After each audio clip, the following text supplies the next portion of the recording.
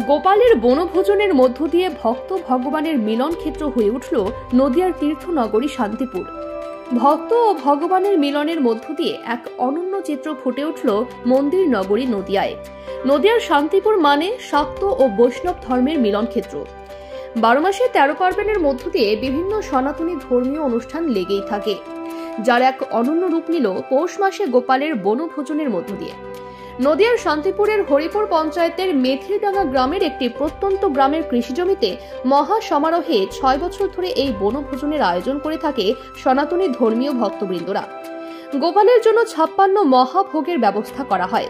হাজার হাজার ভক্তবৃন্দদের জন্য আয়োজন করা হয় পঞ্চব্যঞ্জন ভোগ প্রসাদ। এবছর 300-এরও বেশি আরাধ্য গোপালকে একত্রিত করে ধুমধামের সাথে পালিত হয় গোপালের বনভোজন অনুষ্ঠান। জানা গেছে, শান্তিপুর তথা নদিয়ার বিভিন্ন প্রান্ত থেকে গৃহস্থ বাড়ির আরাধ্য গোপালদের এই বনভোজনে নিয়ে আসা হয়।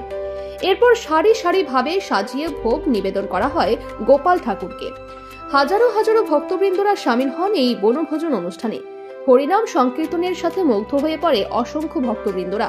কথায় বলে, ভক্তের মধ্যেই লুকিয়ে থাকে স্বয়ং ভগবান, পঞ্চ আত্মা বিরাজিত প্রত্যেকের মধ্যে। ভগবান শ্রীকৃষ্ণের বাল্যরূপ গোপাল, তাই বেশিরভাগ গৃহস্থরা বাড়িতে গোপালের মূর্তি আরাধনা করে থাকেন।